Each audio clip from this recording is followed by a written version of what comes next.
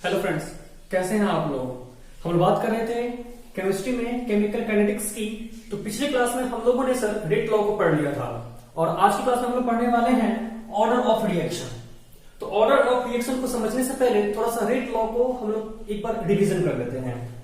तो हमने पिछले लेक्चर में पढ़ा क्या था, मान के चला हमने कि सर कोई हमारे पास एक रिएक्शन दिया हुआ है A+2B से बन रहा है हमारा क्या प्रोडक्ट।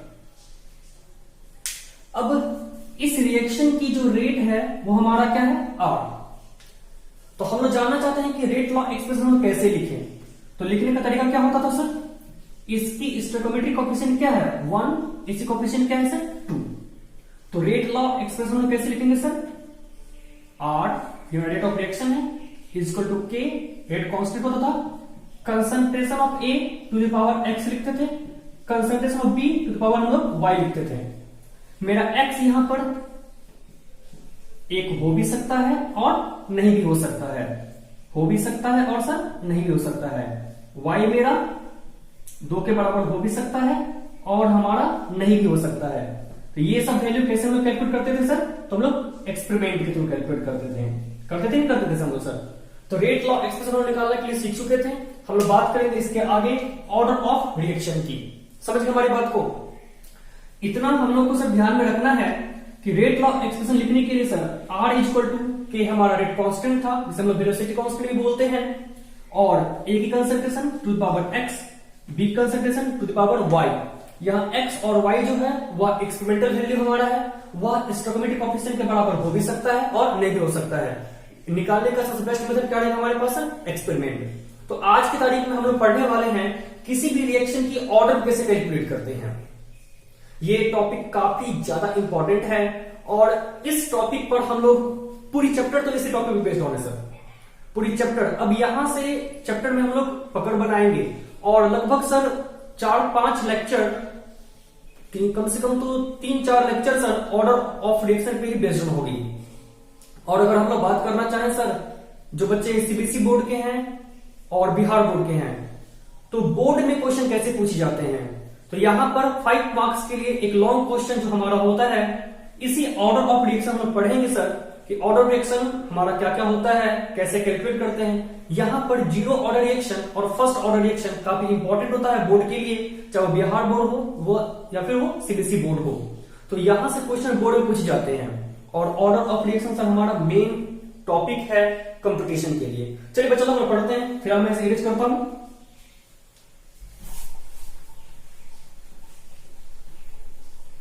तो बच्चों हम लोग को समझना है क्या कि ऑर्डर ऑफ रिएक्शन होता क्या है, कैसे निकालते हैं ऑर्डर। तो रेट लॉ एक्सप्रेशन की मैंने बात की थी, मैं फिर से बातें करूंगा सर, थोड़ा सा उसी क्वेश्चन को फिर से देखा जाए। मान लिया कि हमारे पास कोई रिएक्शन थी A+2B से बन रहा हमारा कोई क्या सर प्रोडक्ट, और इस रिएक्शन की रेट हमारे पास क्या मैंने लिखा R। तो अगर आपको यहां पर रेट लॉ एक्सप्रेशन लिखना हो तो कैसे लिखेंगे हम लोग, R equal to K, A to the power X और B to the power Y। यही हमारा क्या है सर रेट लॉ एक्सप्रेशन है ना हमारा। अगर ऑर्डर निकालनी है तो जो हमारा कंसंट्रेशन A और कंसंट्रेशन B है और X Y जो आप हमारे निकाले हैं एक्सपेरिमेंट के थ्रू, तो ऑर्डर जो होता हमारा है वो क्या होता है सम, किसका सर X और Y का। तो कहने का मतलब क्या है सर, रेट लॉ एक्सप्रेशन जो लिखते हैं हम लोग, तो कंसंट्रेशन ऑफ रिएक्टेंट हो या फिर प्रोडक्ट हो सर, ऐसा कोई नीड नहीं था कि रेट लॉ एक्सप्रेशन में सिर्फ और सिर्फ रिएक्टेंट की ही कंसंट्रेशन को इंक्लूड करेंगे, प्रोडक्ट की भी कंसंट्रेशन इंक्लूड कर सकते नहीं कर सकते हैं सर, बिल्कुल इंक्लूड कर सकते हैं। एग्जांपल के लिए हमने एक क्वेश्चन लिया 2A + B से बन रहा है C, ये C बेटा क्या है सर प्रोडक्ट, और R क्या है रेट ऑफ रिएक्शन। तो रेट लॉ में हमने ये कहा था कि rate of reaction concentration of reactant या फिर कंसंट्रेशन ऑफ प्रोडक्ट या फिर बोथ पर डिपेंड करती है। यहां पर प्रोडक्ट कंसंट्रेशन पे डिपेंड नहीं कर रहा था रेट ऑफ रिएक्शन, तो हमने प्रोडक्ट कंसंट्रेशन पे इंक्लूड नहीं किया। अगर यहां पर रेट ऑफ रिएक्शन की मैं बात करूं R इक्वल टू K, अगर यह इसके कंसंट्रेशन, हालांकि रेट लॉ होता क्या है, रेट लॉ में हम लोग देखते क्या है कि कंसंट्रेशन या फिर वो रिएक्टेंट की हो या फिर वो प्रोडक्ट की हो सर, किस तरीके से रेट ऑफ रिएक्शन पर डिपेंड करती है। रेट लॉ मुझे बताता है ना, रेट लॉ हम लोग क्यों पढ़ते हैं, रेट लॉ क्या है, तो सर रेट लॉ हमें बताता है कि किसी भी रिएक्शन में रिएक्टेंट की कंसंट्रेशन और प्रोडक्ट की कंसंट्रेशन पर रेट ऑफ रिएक्शन कैसे डिपेंड करती है। चलिए मैं चलो मैं बात करता हूं थोड़ा सा। तो यहां पर हमने मान के चला कि सर यहां पर concentration of reactant concentration of product दोनों पर डिपेंड कर रही है। कोई भी वैल्यू यहाँ पे एक्स वाई जेड कुछ भी हो सकती है। ये एक्स वाई जेड कैसे निकालेंगे सर? एक्सपेरिमेंटली निकालेंगे।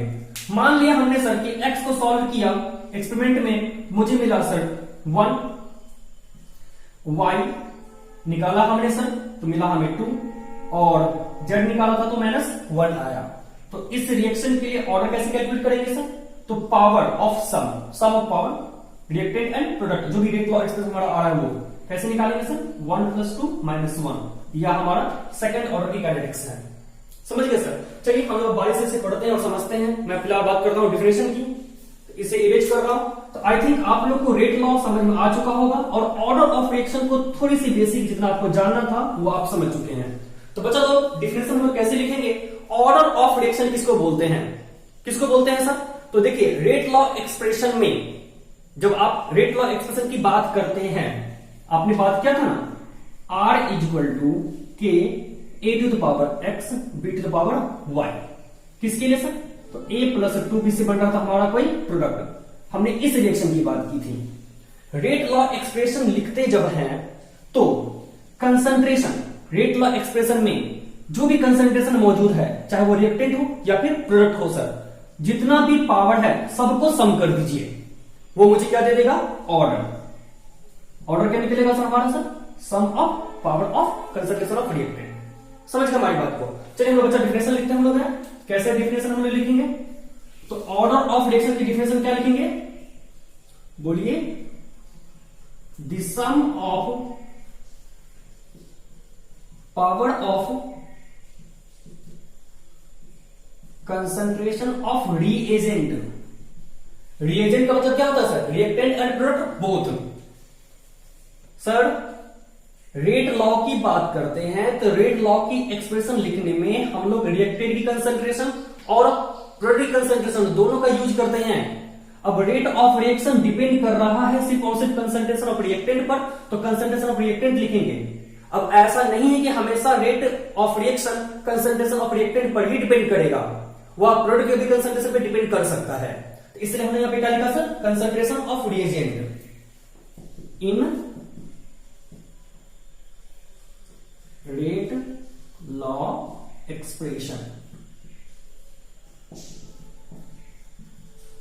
is known as order of reaction। समझते हैं कैसे सर? हम बात करते हैं सर एग्जाम्पल के लिए। चलिए हमने इसी एग्जाम्पल की बात की पहले से।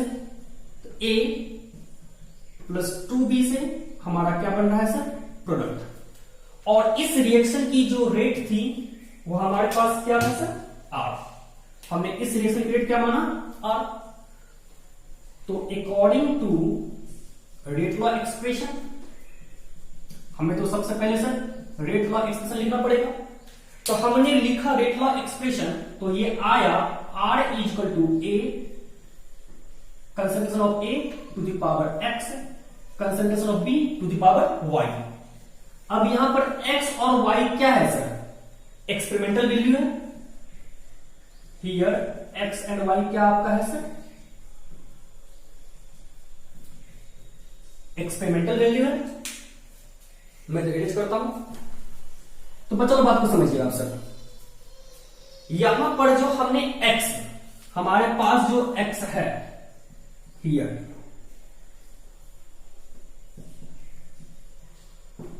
हम लोग X को क्या बोलेंगे सर? X जो हमारा कहलाएगा वो कहलाएगा order of reaction with respect to A। X किस पे है सर? A पे है। तो इस रिएक्शन की जो ऑर्डर A की रिस्पेक्ट में होगी वो क्या होगी सर? X। और यहां पर Y क्या है sir? Order of reaction with respect to B। और अगर आपको टोटल ऑर्डर निकालना है तो कैसे निकालेंगे सर? अगर आपको नेट ऑर्डर निकालना है, ऑर्डर ऑफ ओवरऑल रिएक्शन, कैसे निकालेंगे? सम कर देंगे पावर को x प्लस वाई। चलेगा? चलिए बच्चों, इसको आप लोग फिलहाल नोट कर लें। एक मिनट, यहां पर एक एग्जांपल से मैं आपको और समझाना चाहता हूं, थोड़ा मतलब समझिएगा। एग्जांपल के लिए हमने सर लिया 2a प्लस b और क्या हमने बनाया सर? प्रोडक्ट। और इसके लिए रेट ऑफ रिएक्शन क्या है? r। सर जब हमने इसका रेट लॉ एक्सप्रेशन लिखना चाहा तो क्या आया? r equal to K, a to the power आ रहा है 1 और b टू द पावर आ रहा है 2। तो यहां पर अगर आपको कहा जाए, यहां पर समझते हैं हम लोग सर, x की वैल्यू क्या है हमारे पास है 1 और y की वैल्यू हमारे पास क्या है सर 2। तो ये 1 क्या देगा हमको sir? Order of reaction with respect to a पे है ना, a। और यहां पर 2 किसको बता रहा है मुझे sir? Order of reaction with respect to b। 2 तो b पे है। और अगर इस रिएक्शन की आपको ऑर्डर निकालना है, ऑर्डर ऑफ ओवरऑल रिएक्शन, कैसे निकालेंगे सर? पावर का सम करेंगे हम लोग, तो 1 प्लस 2, ये कितना आएगा sir? Third order of kinetics. इस रिएक्शन की नेट जो ऑर्डर होगी वो क्या होगी सर? 3 होगी। 2 1 3। लेकिन रेट लॉ एक्सप्रेशन की बात करें तो रेट लॉ एक्सप्रेशन में ए की जो कंसंट्रेशन पे पावर है वह डिनोट कर रहा है इस रिएक्शन की order with respect to A. B की कंसंट्रेशन पे जो पावर है वह डिनोट मुझे कर रहा है इस रिएक्शन की order with respect to B. और अगर दोनों पावर को हम लोग सम कर दें, रेट लॉ एक्सप्रेशन में जितने भी कंसंट्रेशन को रिप्रेजेंट किया गया है उसके पावर को आप सम कर दें, सारे पावर को आप सम कर दें, तो आपको क्या देगा सर? नेट रिएक्शन की ऑर्डर। कंफ्यूज मत होइएगा सर। एक का मतलब इस रिएक्शन की ऑर्डर ए के रिस्पेक्ट में, 2 का मतलब इस रिएक्शन की ऑर्डर बी के रिस्पेक्ट में, दोनों को सम कर दिए 3 आया, तो ये ओवरऑल रिएक्शन की ऑर्डर आई है। समझ गए? किसी के रिस्पेक्ट में नहीं सर, सब चीज के रिस्पेक्ट में नेट ऑर्डर जो आई हमारा वो क्या होगा? थर्ड। समझ गए हमारी बात को? हालांकि हमेशा क्वेश्चन में सर यही निकालने के लिए बोला जाता है। इसे नोट कर लिया आप लोग सर।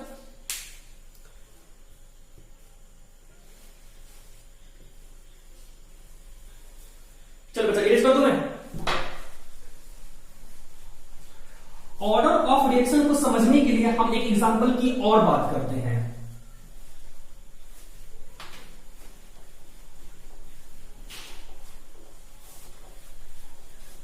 बच्चा लोग, हमारे पास एक क्वेश्चन है, मान के चला हमने सर 2a प्लस b से बन रहा है c, और इस रिएक्शन की जो रेट है वो क्या है? r। और आपको गिवन है, क्या गिवन है सर? Rate law expression. सारे चक्कर में सर यही सब मुझे पढ़ना है सर कि ऑर्डर कैसे निकालेंगे। तो ऑर्डर निकालने के लिए रेट लॉ एक्सप्रेशन निकालने आना चाहिए, पहली बात। दूसरी वाली बात, रेट लॉ एक्सप्रेशन में आप देखे हैं कि value of X, value of Y और वैल्यू ऑफ जेड जितने भी आएंगे सबको सम करने पर आता है। तो आपके पास सबसे बड़ा काम क्या है कि उस एक्स वाई जेड की वैल्यू कैसे निकाले। तो देखिए हम लोग समझते हैं बात को। आपको क्या दिया हुआ है रेट लॉ एक्सप्रेशन? तो आपको दिया हुआ है R equal to K concentration of A to the power 1, concentration of B to the power 2, concentration of C to the power -1। ये 1 2 -1 की वैल्यू में क्या ला रहा हूं? अगर आप लिखते हैं जनरली रेट लॉ एक्सप्रेशन का स्टैंडर्ड फॉर्मेट, क्या लिखते हैं sir? K A to the power x, B to the power y, C to the power क्या लिखेंगे सर? z। ये हमारा क्या है? z। अब हमने लैब गया, एक्सपेरिमेंट किया और क्या मेजर किया कि x वैल्यू कितनी आ रही है? 1, y की वैल्यू कितनी आ रही है सर? 2, z की वैल्यू कितनी हमारे पास आ रही है सर? -1। तो बच्चों लोग ये 1 मुझे क्या रिप्रेजेंट करेगा? Of course order of reaction with respect to x किस पे है सर? a पे, तो a पर। Order of reaction with respect to b, order of reaction with respect to c। तो इस रेट लॉ एक्सप्रेशन की मैं अगर बात करूं तो इसको देख करके हम लोग क्या कर सकते हैं कि इस रिएक्शन की जो ऑर्डर है ए की रिस्पेक्ट में 1 होगी, इस रिएक्शन की ऑर्डर बी की रिस्पेक्ट में 2 होगी, इस रिएक्शन की ऑर्डर सी की रिस्पेक्ट में -1 होगी। क्या ऑर्डर ऑफ रिएक्शन नेगेटिव होती है? बिल्कुल होती है। हम लोग आगे पढ़ने वाले हैं सर। तो ऑर्डर ऑफ रिएक्शन सी की रिस्पेक्ट में सर -1 है। बट अगर बात किया जाए ओवरऑल ऑर्डर की, अगर बात क्या किया जाए सर ओवरऑल ऑर्डर की, तो हम लोग कैसे निकालेंगे sir? Sum of power of concentration in rate law expression. A की कंसंट्रेशन के पावर कितना है सर? x, बी के लिए कितना है सर? y, और सी के लिए कितना है सर? z। तो पावर का सम कीजिए सर, x की वैल्यू 1, y की वैल्यू 2, z की वैल्यू -1। ये क्या होगा सर? 2। तो ओवरऑल ऑर्डर जो है इस रिएक्शन के लिए कितनी आ रही है हमारे पास? 2। समझ गए हमारी बात को? सर इसे नोट कर लीजिए आप लोग। आई थिंक आपको ऑर्डर ऑफ रिएक्शन समझ में आ गया। अब हमारे पास मेन टास्क क्या है कि इस x, y, z की वैल्यू को कैसे आप कैलकुलेट करते हैं एक्सपेरिमेंट में, या एक्चुअली में ऑर्डर ऑफ रिएक्शन कैसे निकाला जाता है। हमारे पास ऑर्डर ऑफ रिएक्शन को निकालने के लिए टोटली 4 मेथड होते हैं। हम बात करते हैं कैसे कैसे। फिलहाल आप इसे नोट कर लें।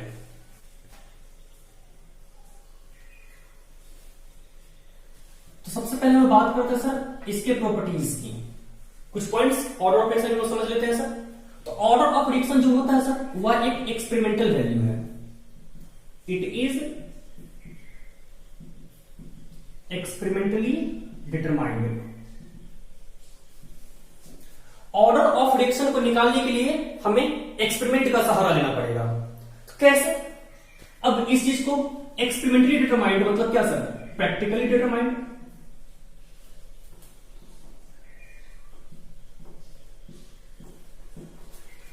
समझते हैं सर, एग्जाम्पल के साथ इसमें समझने की कोशिश करते हैं। मान के चला कि हमारे पास कोई रिएक्शन है ए से बी, और इस रिएक्शन की जो रेट है वो क्या है? आर। इसकी कोफिशिएंट 1, इसकी कोफिशिएंट क्या है सर? 1। अब मुझे बोला गया कि सर आप ए की ऑर्डर निकाल के बताएं, या बी की रिस्पेक्ट में रिएक्शन की ऑर्डर निकाल के मुझे बताएं। क्या निकाल पाना पॉसिबल है? नहीं। कैसे निकालें? हम लोग ऑर्डर तब तक नहीं निकाल सकते हैं जब तक मुझे सर x और y की वैल्यू पता नहीं हो, मतलब कि रेट लॉ एक्सप्रेशन मुझे पता नहीं हो। एग्जाम्पल के लिए थोड़ा हम बारी बारी से बात समझते हैं। हमारे पास बेसिकली मुद्दा क्या है सर? कोई भी रिएक्शन हो, a + 2b से बन रहा है c, और इस रिएक्शन की रेट क्या है सर? r। तो मुझे चाहिए रेट लॉ एक्सप्रेशन। अब इस रेट लॉ एक्सप्रेशन का जो भी फॉर्मेट होगा, अब मुझे नहीं पता कि रेट ऑफ रिएक्शन ए पर डिपेंड कर रहा है कि बी पर डिपेंड कर रहा है कि सी पर डिपेंड कर रहा है, सिर्फ और सिर्फ ए और बी पर डिपेंड कर रहा है, सिर्फ और सिर्फ सी पर डिपेंड कर रहा है, या तीनों पे डिपेंड कर रहा है। जब तक मुझे रेट लॉ एक्सप्रेशन पता नहीं होगा हम लोग तब तक ऑर्डर को नहीं निकाल सकते। अब रेट ऑफ रिएक्शन कंसंट्रेशन पे कैसे डिपेंड करता है यह जानने के लिए मुझे लैब जाना होगा, एक्सपेरिमेंट करवाना होगा। इसीलिए हमने लिखा है सर कि किसी भी रिएक्शन की ऑर्डर निकालने के लिए आपको एक्सपेरिमेंट का सहारा लेना पड़ेगा, क्योंकि रेट लॉ एक्सप्रेशन हम लिखते हैं एक्सपेरिमेंट के थ्रू। अब मान के चला कि रेट ऑफ रिएक्शन जो है वह ए बी सी तीनों पर डिपेंड करती है, या फिर सिर्फ और सिर्फ ए और बी पे डिपेंड कर रही है। तो K concentration of A to the power X, B to the power Y. अब हम पहली बात तो रेट लॉ एक्सप्रेशन पहले मुझे लिखना पड़ा, मतलब कि मुझे यह जानना पड़ा कि रेट ऑफ रिएक्शन किस किस के कंसंट्रेशन पर डिपेंड कर रही है। पहली बात आपको ऑर्डर निकालना है किसी रिएक्शन की, तो सबसे पहले आपको चाहिए क्या sir? Rate law expression. Rate law expression मतलब क्या? रेट ऑफ रिएक्शन किस किस के कंसंट्रेशन पर डिपेंड कर रही है। अब दूसरी वाली बात, कैसे कैसे डिपेंड कर रही है, मतलब कि आपको चाहिए क्या? तो value of X and value of Y. मुझे x और y की वैल्यू मिल जाएगी तो आप ऑर्डर तो इजीली रूप से कैलकुलेट कर नहीं सकते हैं। कैसे कैलकुलेट करेंगे सर? x + y। इसी चीज को मुझे समझना होगा, ठीक है। तो हम लोग पूरी आज की लेक्चर में सर इसी चीज को समझने वाले हैं। तो सबसे पहले अब इनडायरेक्टली मुझे x और y पता नहीं हो तो आपको रेट ऑफ रिएक्शन दिया रहेगा, तो आप रेट ऑफ रिएक्शन को कैलकुलेट तो कर ही सकते हैं। इस समय निकालने के सीख चुके हैं। मतलब आपको मतलब आगे से सोचिए चाहे पीछे सोचिए सर, बात समझिएगा। आपको ऑर्डर निकालना है, मतलब कि आपको x चाहिए और y चाहिए। तो हमें निकालना है एक्स और वाई। अब एक्स और वाई कैसे निकालें, बड़ा इसी पे तो सोचना है ना सर हमें। तो एक्स और वाई निकालने के लिए सबसे पहले हम लोग निकालते हैं रेट ऑफ रिएक्शन। आप तो निकालने के लिए आ चुका है सर। समझते हैं सर कि रेट लॉ एक्सप्रेशन का मतलब ही है कि रेट ऑफ रिएक्शन इसके कंसंट्रेशन पर कैसे डिपेंड कर रहा है। एक एग्जांपल समझते हैं। सबसे पहले हम लोग निकालते हैं रेट ऑफ रिएक्शन। कैसे निकाला था देख लीजिए सर। मान के चला हमने सर एक एग्जांपल की बात की कि ए से हमारा बी गया कोई रिएक्शन, स्टोइकोमेट्रिक कोएफिशिएंट क्या है हमारा सर 1 और 1। इस रिएक्शन की जो हमारे पास रेट है वो क्या अवेलेबल है आर। ये हमने कोई रिएक्शन लिया, लेट एनी रिएक्शन। अब आपको इसके लिए अगर रेट ऑफ रिएक्शन निकालना पड़े तो आर कैसे कैलकुलेट करते हैं बताइए मुझे। तो रिएक्टेंट के लिए sir minus d A by d t, product के लिए सर क्या लेते हैं sir plus d B by d t, बटा स्टोइकोमेट्रिक कोएफिशिएंट क्या है सर 1। इसके कोएफिशिएंट मेरा क्या है 1। ये 1 किसको रिप्रेजेंट कर रहा है स्टोइकोमेट्रिक कोएफिशिएंट को, और ये 1 भी किसको रिप्रेजेंट कर रहा है सर स्टोइकोमेट्रिक कोएफिशिएंट को। अब इसी चीज को निकालने के लिए हमारे पास अल्टरनेट मेथड भी है।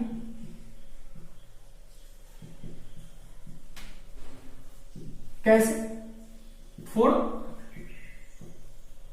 Large changing. अगर मैं लार्ज चेंजिंग की बात करूं सर तो डी की जगह पे डेल का रिप्रेजेंट करेंगे। इस रिएक्शन में बात किया तो आर इक्वल टू क्या लिखेंगे sir minus of del A by del t plus del B by del t. चले क्या ए की कंसंट्रेशन, बी क्या सर बी कंसंट्रेशन, बटा स्टोइकोमेट्रिक कोएफिशिएंट हमारे पास क्या है सर 1। इसके लिए कोएफिशिएंट क्या है सर 1, बी के लिए भी कोएफिशिएंट तो 1 ही ना है। यहां पे 1 क्या है सर स्टोइकोमेट्रिक कोएफिशिएंट, और ये 1 क्या है हमारा स्टोइकोमेट्रिक कोएफिशिएंट। इधर अरेंज करोगे, इधर नोट कर ले, आप लोग नोट करते चले। मैं कर क्या रहा हूं, तो एक रिएक्शन के लिए हम लोग ऑर्डर निकालना चाह रहे हैं। मैं मान के चला कि ये कोई रिएक्शन हो रही है, अब इसकी ऑर्डर में कैसे निकालूं ये हम लोग समझना चाह रहे हैं।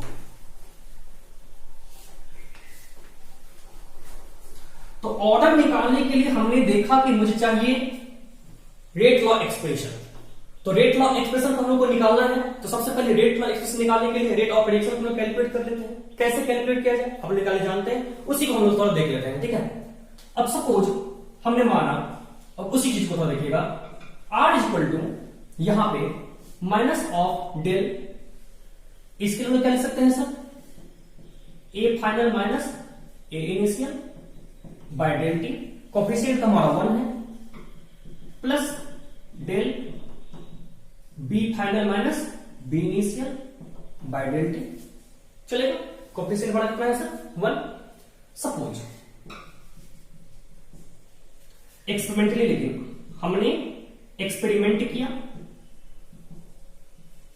और देखा क्या कि ए इनिशियल, ए की इनिशियल कंसंट्रेशन कितनी थी सर 1 मोलर, मतलब t इक्वल टू 0 सेकेंड पर ए की जो कंसंट्रेशन थी वो क्या थी 1 मोलर।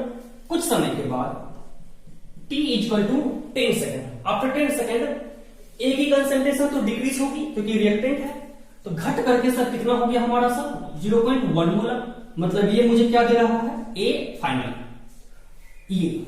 ये डाटा हमने कहां से लाया सर, तो हमने एक्सपेरिमेंट करवाया। अब एक्सपेरिमेंट करवाने के बाद तो हम लोग देख रहे हैं कि 1 मोलर की से कंसंट्रेशन से 0.1 मोलर की कंसंट्रेशन हो जा रही है 10 सेकेंड पे। तो आप रेट ऑफ रिएक्शन निकाल सकते हैं, आराम से निकाल सकते हैं। R equal to minus of, कैसे निकालेंगे सर, तो A final minus A initial minus of A final कितना है sir 0.1 minus 1 by del T कितना है मेरा सर 10। तो ऐसे करके आप लोग निकाल सकते हैं। तो रेट ऑफ रिएक्शन की यूनिट क्या होगी सर, कंसंट्रेशन के लिए मोल पर लीटर, टाइम के लिए क्या सर पर सेकंड। ऐसे आप रेट ऑफ रिएक्शन निकालेंगे। तो रेट ऑफ रिएक्शन निकालने के बाद अब ऑर्डर कैसे कैलकुलेट किया जाए ये समझते हैं। पहले इसे नोट कर लीजिए, इरेज कर रहा हूं मैं।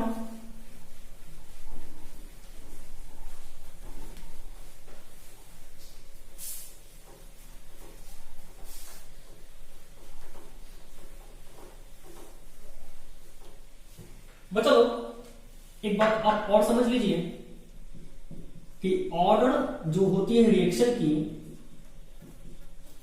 ऑर्डर ऑफ रिएक्शन में 0, पॉजिटिव, नेगेटिव और फ्रैक्शनल कुछ भी हो सकती है। इसका मतलब मैं एग्जांपल ले रहा हूं कि अगर आपको किसी रिएक्शन की ऑर्डर 0 मिल जाए, +1 मिल जाए, -1 मिल जाए, -2 मिल जाए, आपको +½ मिल जाए, -½ मिल जाए सर, तो आप चौंकिएगा मत, क्योंकि किसी भी रिएक्शन की ऑर्डर 0, पॉजिटिव, नेगेटिव और फ्रैक्शनल सब होती है। समझ गए? चलिए अब इसके बाद हम लोग समझते हैं थोड़ा सा फिर से ऑर्डर कैसे कैलकुलेट किया जाए, ये हम लोग समझना चाहते हैं। तो लेट एनी रिएक्शन, हमने कोई रिएक्शन लिया, A+2B से हमारा बन रहा है कोई प्रोडक्ट और इसकी रेट ऑफ रिएक्शन हमने क्या लिया है, R। सपोज हमने एक्सपेरिमेंटली क्या देखा सर,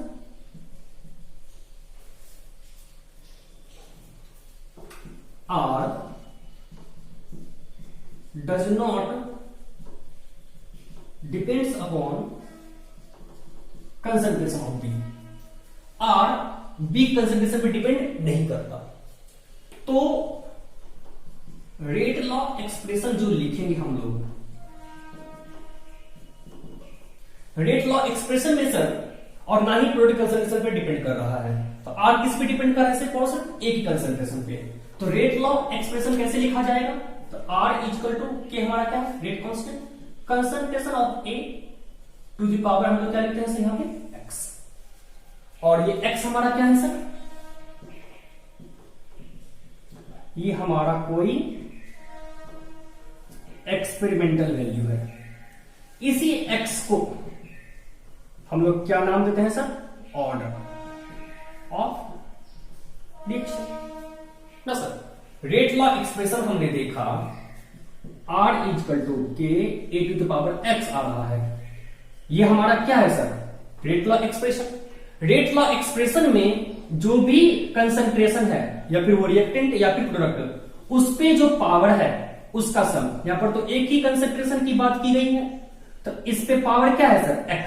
तो यहां पर जो ऑर्डर होगा वो क्या होगा हमारा, X ही तो होगा क्या सर। अब इसे कैलकुलेट करते हैं, हमने केस 1 लिया मानते हैं, चलिए काम करते हैं सर, यहां पर रेट ऑफ रिएक्शन को कैपिटल R से डिनोट कर देते हैं। आप स्मॉल r से डिनोट कर सकते हैं, कोई बड़ी बात नहीं है, हमने सर कैपिटल R से डिनोट किया। देखिए बात को समझिएगा, अब इस ऑर्डर को कैसे कैलकुलेट किया जाए। तो सबसे पहले आपने रेट ऑफ रिएक्शन को पिछले वाले एग्जांपल की मदद से तो निकालने के लिए सीख गए थे, तो हमने रेट ऑफ रिएक्शन को निकालना सीख लिया। कैसे निकालते हैं, आप लैब जाएंगे तो पहले इनिशियल कंसंट्रेशन देखेंगे वो रिएक्टेंट की या फिर प्रोडक्ट की सर, उसके बाद कुछ समय के बाद आप 10 सेकंड 5 सेकंड के बाद देखें कि उसकी कंसंट्रेशन में कितने का चेंजिंग हो रहा है, तो फिर चेंजिंग कंसंट्रेशन ऑफ रिएक्टेंट या फिर product by changing time, R equal to minus of dA/dt या फिर प्लस dV/dt मदद से आप लोग रेट ऑफ रिएक्शन को निकाल सकते हैं। रेट ऑफ रिएक्शन को निकाल लिए हैं, अब हमारे पास इस X को निकालना है। अब हमने क्या देखा, सबसे पहला केस हमने देखा सर, इस रिएक्शन की बात कर रहा हूं, इस रिएक्शन की बात कर रहा हूं, केस हमने क्या देखा, हमने कंसंट्रेशन ऑफ A को क्या किया सर, डबल किया। तो हमने क्या देखा कि रेट ऑफ रिएक्शन R बड़ा क्या है सर, रेट ऑफ रिएक्शन पे कोई फर्क नहीं पड़ रहा है, ये हमारा कांस्टेंट हो जा रहा है। A की कंसंट्रेशन को डबल करने पर रेट ऑफ रिएक्शन में कोई फर्क नहीं पड़ा। कैसे सर, समझिएगा, R इक्वल टू के, इसकी कंसंट्रेशन को हमने डबल कर दिया, A से हमने क्या कर दिया, डबल कर दिया, लेकिन ये हमारा क्या रह गया सर, कांस्टेंट, इस पे कोई फर्क नहीं पड़ रहा है। इसका मतलब क्या, इस X की वैल्यू क्या होनी चाहिए, ऑफ कोर्स 0। तो इस कंडीशन के लिए आपका X क्या आएगा सर, 0, मतलब आपका ऑर्डर किसके बराबर है, X के बराबर, वो मुझे क्या दे रहा है, 0। तब इस कंडीशन के लिए ये जो रिएक्शन है वो क्या होगी sir, zero order reaction. Or rate of reaction, A की कंसेंट्रेशन पर कोई फर्क नहीं पड़ रहा है सर, ए को डबल कर रहे हैं तो रेट ऑफ रिएक्शन चेंज ही नहीं रहा है, कांस्टेंट हो जा रहा है। इसका मतलब क्या, एक्स की वैल्यू जीरो होनी चाहिए, डबल करो ट्रिपल करो कोई फर्क ही नहीं पड़ रहा है। एक केस हम लोग और देख लेते हैं। बच्चा ये मन में कंफ्यूजन मत रखिएगा, रेट ऑफ रिएक्शन जो रेट का एक्सप्रेशन लिखते हैं इस पे हम लोग ये देखते हैं कि ये किन किन की कंसंट्रेशन पर डिपेंड कर रहा है। अब ऑर्डर निकालने के लिए हम लोग केस करते हैं, केस करते हैं हम लोग केस की बातें करते हैं, ये समझना चाहते हैं कि कंसंट्रेशन को चेंज करने पर रेट ऑफ रिएक्शन कैसे कैसे चेंज हो रहा है, इससे हम लोग ऑर्डर निकालेंगे। समझ गए हमारी बात को। चलिए मैं किसी दूसरे एग्जांपल की बात करता हूं, दूसरा केस की बात करता हूं मैं इसी रिएक्शन के लिए। हमने दूसरा केस क्या लिया सर, अब हमने केस 2 की बात की। हमने ए की कंसंट्रेशन को इस बार डबल किया तो क्या देखा, रेट ऑफ रिएक्शन जो हमारा है वो भी क्या हो जा रहा है, डबल हो जा रहा है। इसका मतलब क्या, थोड़ा मतलब समझिएगा sir. R equal to K A to the power x, इसको डबल कर रहे हैं तो ये भी मेरा क्या हो जा रहा है सर, डबल हो जा रहा है। तो मतलब x की वैल्यू क्या होनी चाहिए सर, ऑफ 1। तो इसका मतलब इस रिएक्शन की ऑर्डर क्या होगी मेरा 1, क्योंकि ये x के बराबर। एक और एग्जांपल लेते हैं, अलग अलग करवा रहे हैं, अलग अलग करवा रहे हैं, ठीक है सर ना। अब मान के चलो कि इसी रिएक्शन के लिए जो हमारे पास a + 2b सेपरेट बन रहा था उसमें बातें किया। केस 3 में हमने क्या देखा, कंसंट्रेशन ऑफ ए को हमने डबल किया तो रेट ऑफ जो रिएक्शन है वो क्या हो जा रहा है सर, 4 टाइम्स इंक्रीज कर जा रहा है। इसका मतलब क्या, R equal to K A to the power x, इसको डबल कर रहे हैं, 2 टाइम्स कर रहे हैं तो ये 4 टाइम्स हो जा रहा है। मतलब पावर यहां पे क्या होगा 2, तब ना 2 दूनी 4 होगा। तो यहां पर x की जो वैल्यू आएगी वो कितना होना चाहिए सर 2, तब तो 2x के पावर 2 रहेगा तो 4 आएगा हमारा ना। तो बच्चा लोग यहाँ पे x क्या होगा हमारा 2, इसका मतलब इस रिएक्शन की ऑर्डर क्या होगी सर 2। समझ गए हमारी बात को। चलिए इसे नोट कर लीजिए आप लोग। बच्चा लोग हम बात कर रहे हैं ऑर्डर लॉ। तो सबसे पहली बात कि ऑर्डर ऑफ रिएक्शन ही निकाला जाता है सर प्रैक्टिकली। तो इसका मतलब क्या है sir, it is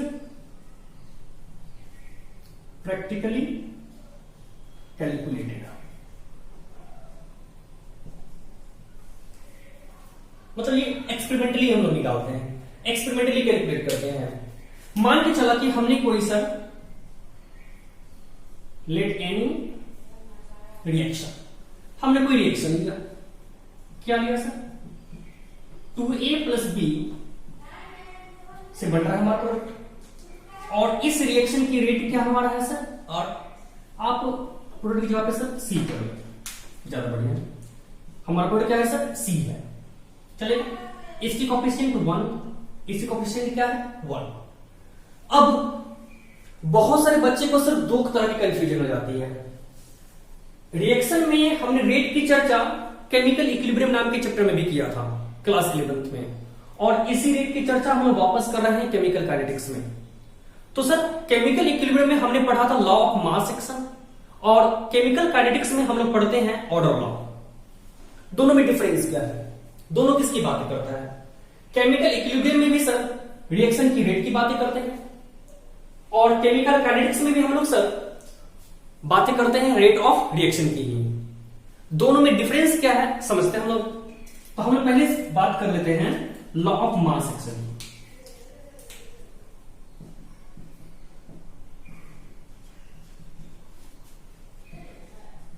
law of mass action, इसमें 2 बातें हम लोग करेंगे।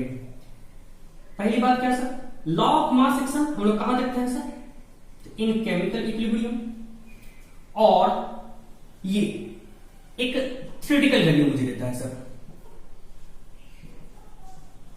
ये थ्योरेटिकली डिटरमाइंड करते हैं, हम लोग निकाल सकते हैं sir, theoretically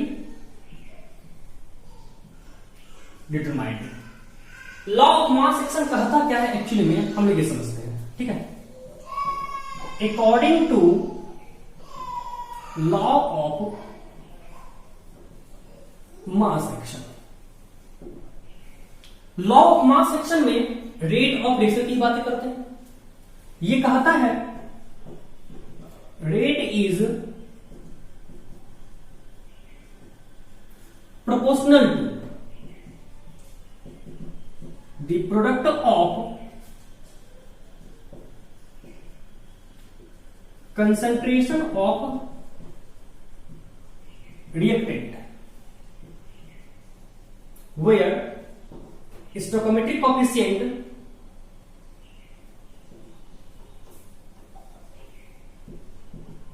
with respect to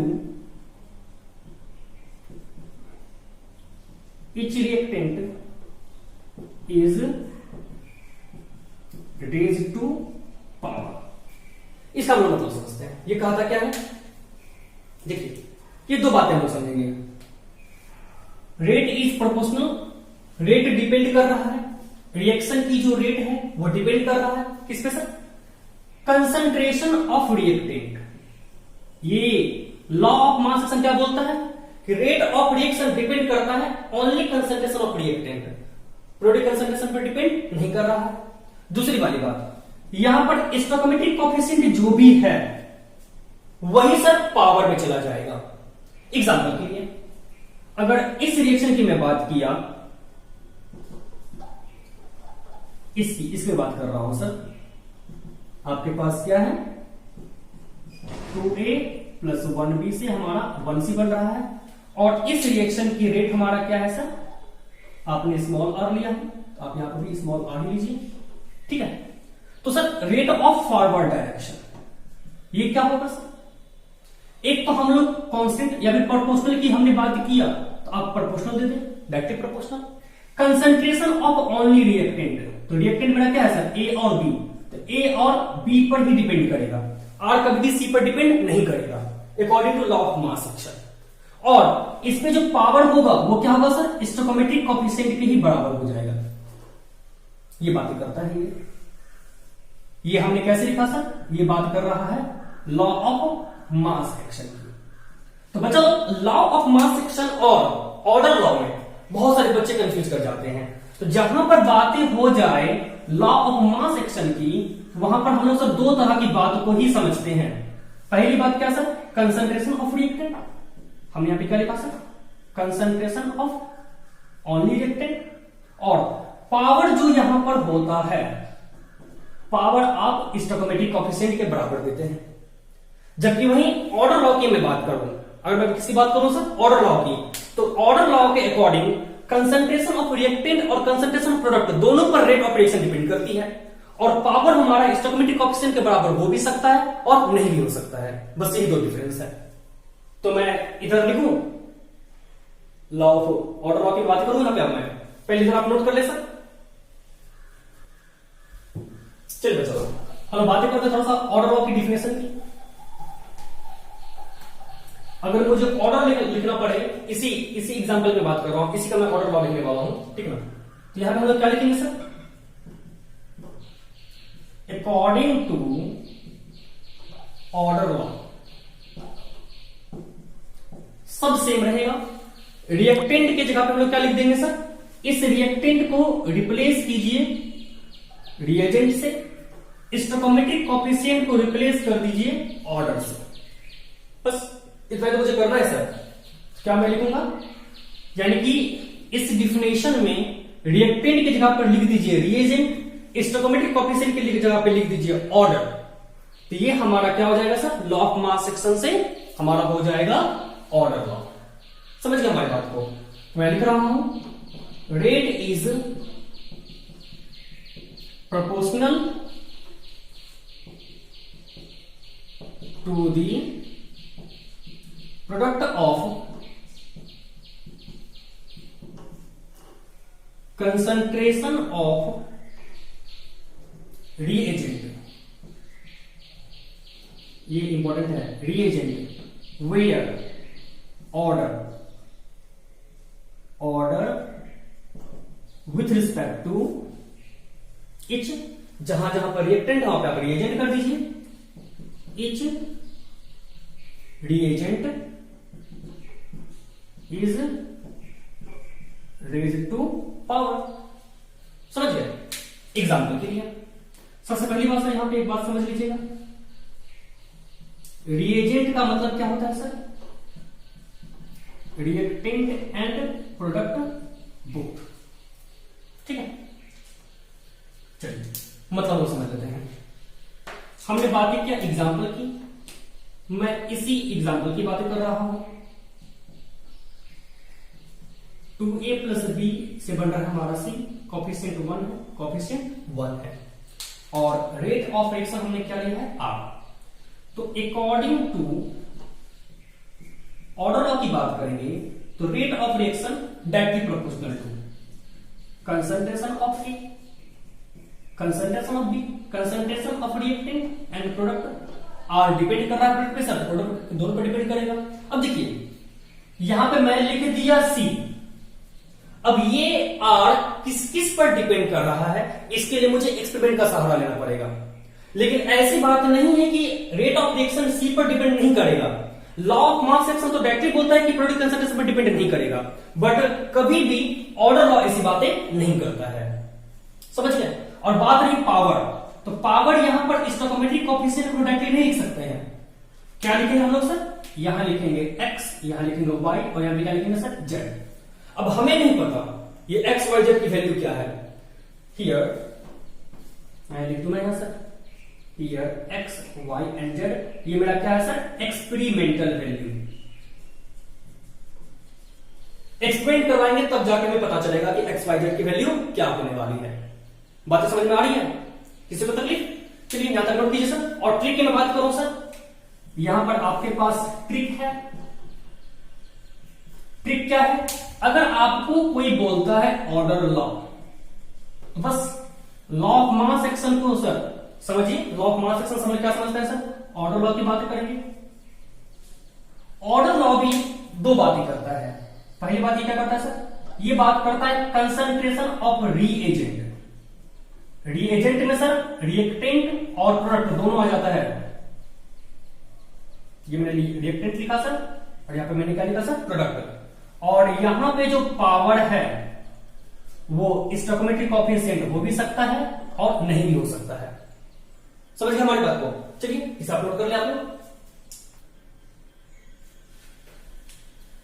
इसको मैं इधर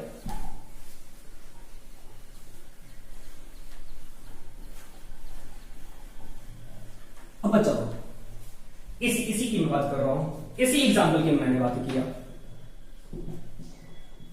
2a प्लस बी से हमारा क्या बन रहा है सर? c। ठीक है सर।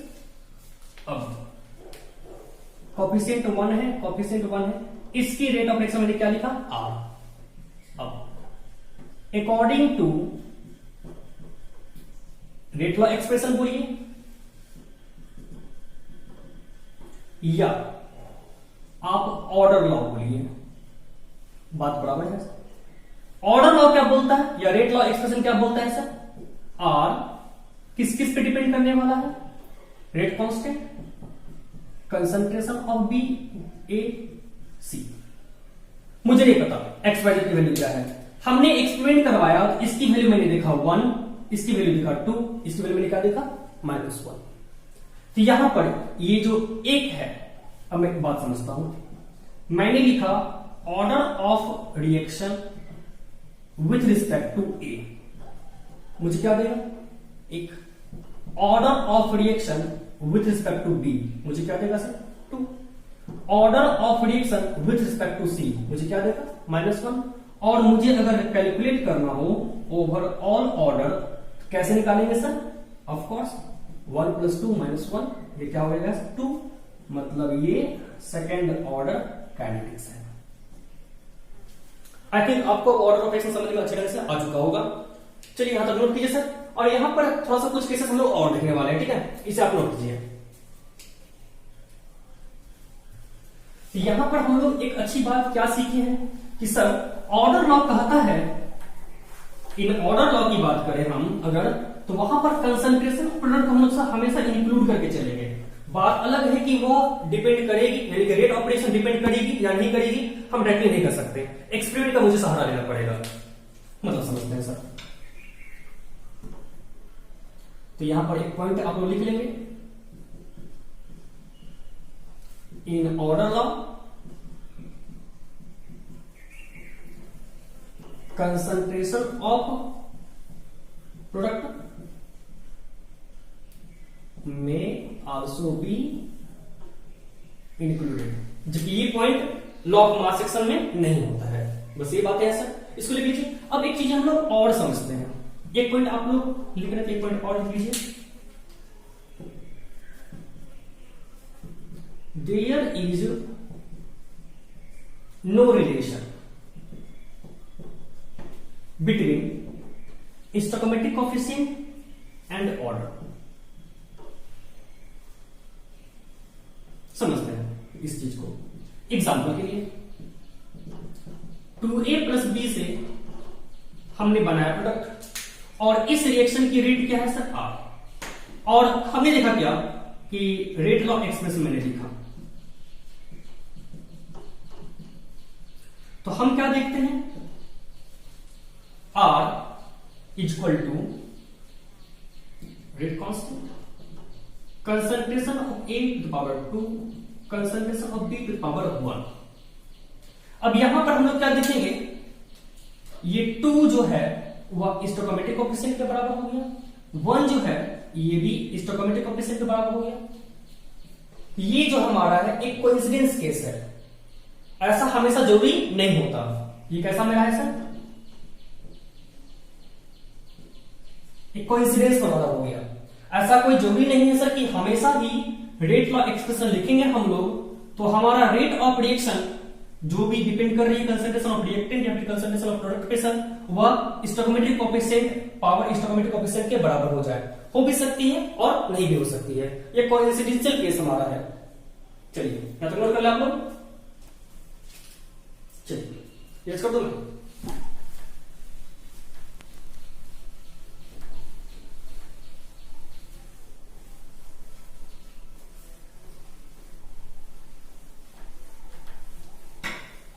ठीक है सर। कभी कभी होता क्या है कि जब हम लोग बात करते हैं ऑर्डर लॉ की और ऑर्डर लॉ को हम लिखते हैं तो वो मुझे लॉ ऑफ मास सेक्शन से मैच कर जाता है। समझते हैं एग्जाम्पल के थ्रू, हम एग्जाम्पल की बात कर रहे हैं। ठीक है, एग्जाम्पल हमने क्या देखा, 2a प्लस बी से बन रहा है C, और इस रिएक्शन की जो रेट है वो क्या है R, और हमने क्या माना sir, suppose R does not depends या फिर depends upon concentration of A and concentration of B। C concentration पर डिपेंड नहीं कर रहा है, और किस पे डिपेंड कर रहा है सर, A और B की concentration पर डिपेंड कर रहा है। और हमने क्या देखा, अकॉर्डिंग टू ऑर्डर लॉ, या फिर मैंने इस रिएक्शन की रेट लॉ एक्सप्रेशन लिखा, तो हम लोग क्या पाते हैं कि R equal to K A to the power 2 B to power 1 आ जा रहा है। तो इस रेट लॉ एक्सप्रेशन में हम लोग दो बातें देख रहे हैं। पहली बात क्या कि ये सर सिर्फ और सिर्फ बातें कर रहा है कंसंट्रेशन ऑफ रिएक्टेंट की, और दूसरी वाली बात यहां पर जो पावर है वह हो गया स्टोइकोमेट्रिक कोएफिशिएंट के बराबर। तब तो यहां पर रेट लॉ एक्सप्रेशन यानी कि ऑर्डर लॉ तो लॉ ऑफ मास सेक्शन के बराबर हो गया ना। तो देखिए सर, कुछ रिएक्शंस ऐसे होते हैं जहां पर हम बात करें रेट लॉ एक्सप्रेशन की, तो वहां पर रेट ऑफ रिएक्शन सिर्फ और सिर्फ कंसंट्रेशन ऑफ रिएक्टेंट पर डिपेंड करता है, और यहां पर जो पावर है वो हो जाता है स्टोइकोमेट्रिक कोएफिशिएंट के बराबर। तब इस टाइप की रिएक्शन, ये जो हमारा रिएक्शन है, this type of reaction are called elementary reaction। मैंने किसकी बात कर रहा हूं सर, एलिमेंट्री रिएक्शन। अब एलिमेंट्री रिएक्शन क्या होता है हम लोग इसको समझ लेते हैं सर। तो याद कीजिए मैं आपको जब ऑर्गेनिक पढ़ा रहा था तो वहां पर मैंने आपको दो तरह के रिएक्शन की बातें की थी। कुछ रिएक्शन ऐसे होते थे जो कि सिंगल स्टेप में हो जा रहे थे, जैसे कि SN2। कुछ रिएक्शन ऐसे होते हैं जो कि मल्टी स्टेप में होते हैं, जैसे कि SN1। अभी SN1 SN2 क्या हम बात करेंगे ऑर्गेनिक में। अगस्त में हम लोग ऑर्गेनिक स्टार्ट कर देंगे और मैं साइड वाइज वीडियो थर्मोडायनेमिक्स के डालना स्टार्ट कर रहा हूं। थर्मोडायनेमिक्स, नोमेनक्लेचर, आइसोमेरिज्म वीडियो आपको यूट्यूब पे हम डालते रहेंगे। केमिकल काइनेटिक्स आप पढ़ते चलें। कुछ दिनों के बाद इसी वीक से आपका सर लाइव क्लास स्टार्ट हो जाएगा। तो लाइव क्लास में हम लोग कंटिन्यू करेंगे क्लास 12th को, और थर्मोडायनेमिक्स, नोमेनक्लेचर, आइसोमेरिज्म मैं यूट्यूब पे वीडियो डालता रहूंगा। एनसीईआरटी जो मैंने पढ़ाया आपको सॉल्यूशन चैप्टर और केमिकल काइनेटिक्स, इन सबों का मैं एनसीईआरटी का solution question wise question number 1 का सॉल्यूशन, क्वेश्चन नंबर 2 का सॉल्यूशन, ऐसे करके अलग अलग वीडियो में अलग अलग क्वेश्चन की बात होगी। यानी कि एनसीईआरटी क्वेश्चन नंबर 1 के लिए एक वीडियो बनाएंगे, एक वीडियो में सिर्फ और सिर्फ एक क्वेश्चन रहेगा। समझ गए हमारी बात को। तो जहां जहां पर बच्चे जो बच्चे एनसीईआरटी के जीसीस क्वेश्चन फंस रहे होंगे वो उस वीडियो की मदद से आप बना सकते हैं। और नीट के लिए, एम्स के लिए, जेईई मेंस के लिए, एनसीईआरटी एग्जाम्पलर के लिए, एडवांस की क्वेश्चन बैंक के लिए भी हम पार्टिकुलरली क्वेश्चन वाइज वीडियो बनाएंगे। यानी कि 2002 के लिए एक वीडियो बना देंगे, 2003 के लिए एक वीडियो बना देंगे, 2012 क्वेश्चन के लिए वीडियो बना देंगे। यानी कि सर एक बात तो आपको स्पष्ट तौर पर समझ में आनी चाहिए कि अब मैं जो करने जा रहा हूं, एनसीईआरटी की जो बुक है उसमें बहुत सारे बच्चे को डाउट होता है। कुछ बच्चों ने हमें, बहुत सारे बच्चों ने हमें डाउट भेजा था, तो उन बच्चों के लिए मैं वीडियो बनाने जा रहा हूं। अलग अलग क्वेश्चन के लिए अलग अलग वीडियो बना करके हम यूट्यूब पे डाल देंगे। तो आप हमारे यूट्यूब पे सर एनसीईआरटी का सॉल्यूशन देख सकते हैं। आरसी मुखर्जी के केस में भी यही करने वाला हूं। आरसी मुखर्जी की भी सॉल्यूशन अलग अलग क्वेश्चन के लिए होगी। ठीक है, चलिए फिलहाल नोट करते हैं सर। तो मैं बात कर रहा था एलिमेंट्री रिएक्शन की सर। तो ऐसी रिएक्शन क्या कहलाती है? एलिमेंट्री रिएक्शन कहलाती है। समझ गए? एलिमेंट्री रिएक्शन को हम लोग सर सिंगल स्टेप रिएक्शन भी बोलते हैं सर, सिंगल स्टेप रिएक्शन बोलते हैं। देखिए मैं इसे अगले टॉपिक में पढ़ाने वाला हूं, मतलब मैकेनिज्म ऑफ रिएक्शन मैं आपको समझाऊंगा। एलिमेंट्री रिएक्शन क्या होता है, कॉम्प्लेक्स रिएक्शन क्या होता है, फिलहाल आप समझ लीजिए। कुछ रिएक्शन ऐसे होते हैं जो कि एक स्टेप में हो जाते हैं, उसे बोलते हैं एलिमेंट्री रिएक्शन।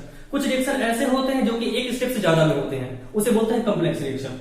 एलिमेंट्री रिएक्शन के लिए रेट ऑफ रिएक्शन या फिर ऑर्डर ऑफ रिएक्शन निकालना काफी इजी होता है, काफी आसान हो जाता है। कैसे हम लोग समझते हैं? अगर आपको देख लीजिए, किस बात को समझिए, कोई रिएक्शन मिला हुआ है और रेट लॉ एक्सप्रेशन अगर आप लिखते हैं तो क्या देखते हैं कि रेट लॉ एक्सप्रेशन में रेट ऑफ रिएक्शन सिर्फ डिपेंड कर रहा है कंसंट्रेशन ऑफ रिएक्टेंट पर, प्रोडक्ट कंसंट्रेशन पर डिपेंड नहीं कर रहा है। और यहाँ पे जो पावर दे रहे हैं वो बराबर हो जा रहा है स्टोइकोमेट्रिक कोएफिशिएंट के लिए। तो ऐसे क्वेश्चन के लिए ऑर्डर निकालना काफी आसान हो जाता है, क्योंकि ये रिएक्शन हो जाती है एलिमेंट्री रिएक्शन। एग्जाम्पल के लिए हमने सर एक क्वेश्चन लिखा, हमने क्वेश्चन कहा कि भैया a प्लस बी से बन रहा है हमारा c, कुछ भी देखिए सर, a प्लस 2b। इस रिएक्शन की रेट क्या है हमारा r।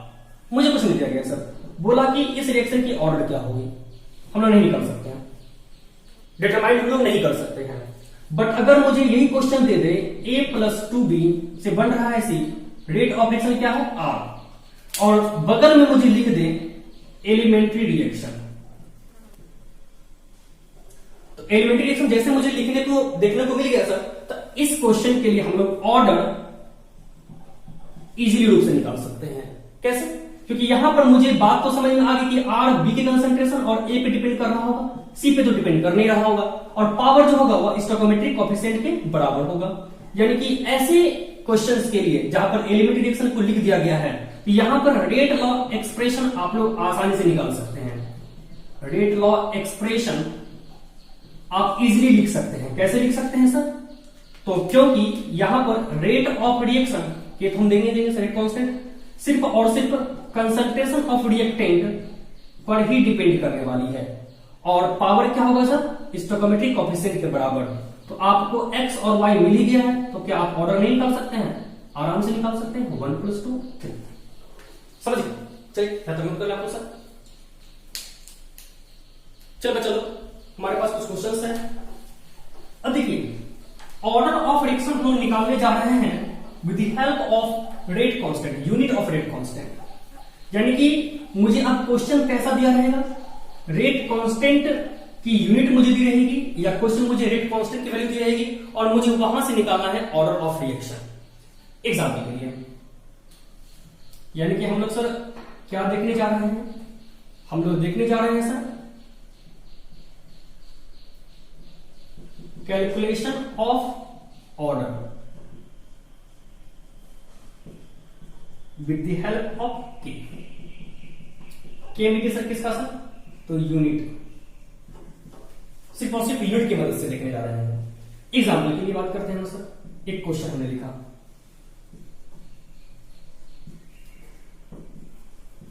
Calculate the order of reaction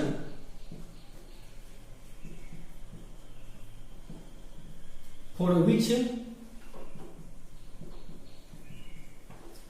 the value of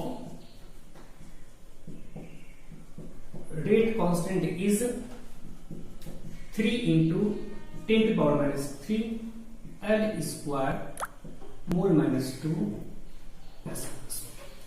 चलिए निकाल इस क्वेश्चन को देखा जाए। हमारा क्वेश्चन क्या बोल रहा है sir, calculate the order of reaction for which the value of rate constant is, आपको रेट कांस्टेंट दिया हुआ है और उसकी मदद से आपको रिएक्शन की ऑर्डर निकालनी है। कैसे निकालें तो मतलब समझिएगा सर, तो के की वैल्यू मुझे कितना दिया हुआ है सर, 3 इंटू 10 पावर माइनस 3, क्या लिखा हुआ है sir, L square mole minus 2 S minus 1। तो आप अगर के की यूनिट की बात करें तो बच्चा लोग इसकी यूनिट क्या होती है, बोलिए, मोल पर लीटर 1 माइनस एन और क्या sir, second inverse.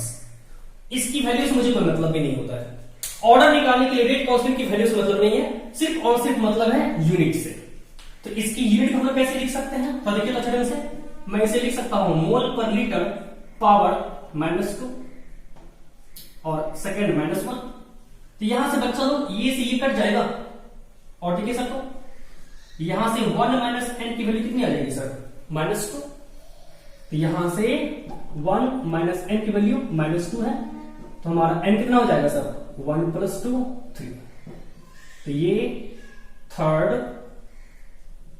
Order kinetics की बात कर रहे थे। ठीक है, चलिए इसको नोट कर लीजिए आप लोग सर। और इसको अगर आप नोट कर ही लिए हैं तो एक क्वेश्चन आप लोग और बनाएं, इसी क्वेश्चन में क्वेश्चन दे दूंगा, ठीक है ना, फिलहाल इसे नोट कर लीजिए।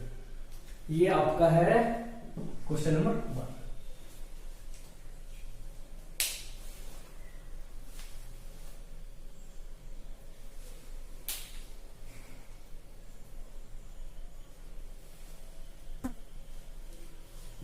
अब बच्चा लोग हमने क्या किया सर, इस क्वेश्चन को मैं चेंज कर दे रहा हूं, ठीक है।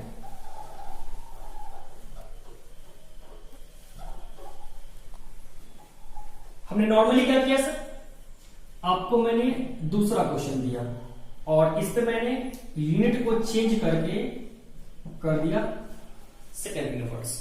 निकालिए ऑर्डर, निकालिए आप सर। कैसे निकालेंगे ऑर्डर, वीडियो को पॉज करके आप लोग निकालिए, मैं बता दे रहा हूं आपको। के की वैल्यू कितनी दी हुई sir, 3 into 10 to the power minus 3 second inverse. K की यूनिट क्या होती है, mole per litre power 1 minus N और सेकेंड इनवर्स। इससे तो मुझे मतलब ही नहीं है, यहां पे यूनिट क्या है सर, सेकेंड इनवर्स। चलेगा। अब बच्चा यहां पे तो कुछ मुझे मिला ही नहीं यार, तो मैं इसको मल्टीप्लाई करके मोल पर लीटर टू पावर में 1 दे सकता हूं, सॉरी 0 दे सकता हूं मैं, 1 हो जाएगा, कोई फर्क नहीं पड़ा। तो 1 माइनस एन की वैल्यू क्या हो जाएगा सर, 0। यहां से एन पर कितना हो गया सर, 1। तो ये जो रिएक्शन थी ये किसकी बात किया था सर, फर्स्ट ऑर्डर की बात किया था। ठीक है, चलिए मैं तो नोट कर लिया आपको सर। मैं आपको एक क्वेश्चन और दे रहा हूं, इधर आप नोट करें।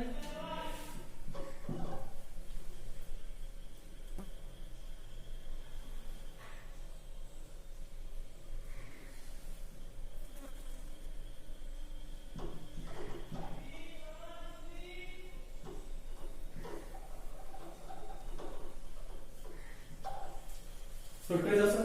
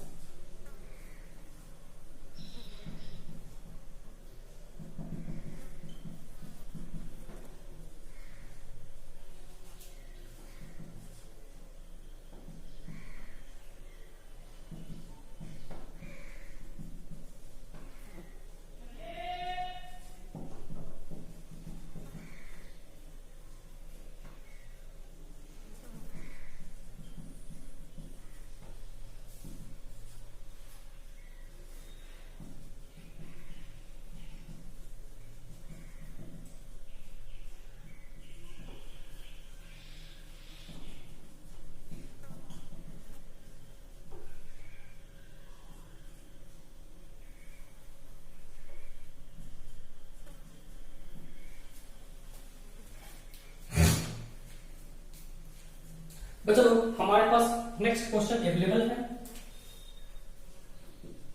ये क्वेश्चन क्या बोल रहा है सर, 2a + 3b से बन रहा है प्रोडक्ट।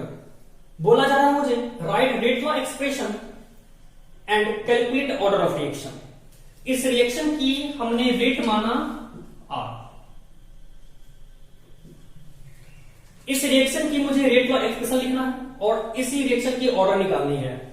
बदले में आपको सर गिवन है, क्या गिवन है सर, इस रिएक्शन की ऑर्डर A के रिस्पेक्ट में सर 2 है, इस रिएक्शन की ऑर्डर B के रिस्पेक्ट में -1 है, और बाकी क्वेश्चन क्या हुआ उसकी बातें बाद में करते हैं। फिलहाल हम इतने से काम चलाते हैं और देखते हैं इस रिएक्शन की मुझे ऑर्डर निकालनी और रेट लॉ एक्सप्रेशन निकालना है।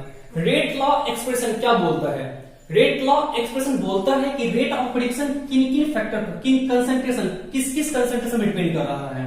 तो ऑर्डर ए के रिस्पेक्ट में दिया हुआ है, बी के रिस्पेक्ट में दिया हुआ है, तो इसका मतलब साफ है कि रेट लॉ एक्सप्रेशन में सिर्फ और सिर्फ एक कंसंट्रेशन और बी कंसंट्रेशन की बात की होगी, यानी कि ए की बात की होगी और बी की बात की होगी। तो आइए हम लोग समझते हैं सर, हमें निकालना ही सर है रेट लॉ एक्सप्रेशन। तो रेट लॉ एक्सप्रेशन हम लोग क्या लिखेंगे सर, तो R = K A⁴x B⁴y। यहां पर x की वैल्यू क्या है सर, a पे पावर, और पावर मुझे क्या दिया हुआ है sir, order of reaction with respect to a मुझे क्या दिया हुआ है सर 2, x की वैल्यू मुझे क्या मिल गया 2, y order of reaction with respect to b, with respect to b y ही तो होगा सर, क्या मुझे दिया हुआ है सर -1। तो आप आराम से लिख सकते हैं रेट लॉ एक्सप्रेशन को R = K A⁴2 and B⁻1। ये आपका क्या है सर, रेट लॉ एक्सप्रेशन। ये तो हमारा बन गया। निकालना है ऑर्डर आपको। तो बच्चा लोग ऑर्डर कैसे कैलकुलेट करते हैं सर, पावर। तो रेट लॉ जो एक्सप्रेशन है वहां पे ऑर्डर कैसे निकाल देंगे सर, x + y करेंगे। x हमारा क्या है 2 + -1, यहां पे 1, ऑर्डर हमारा क्या हो जाएगा 1। ये जो रिएक्शन है वह फर्स्ट ऑर्डर की रिएक्शन है। चलेगा, इतना निकालने के बाद हम बातें करते हैं बाकी क्वेश्चन की, ठीक है। चलिए बातें नोट कर ले आप लोग।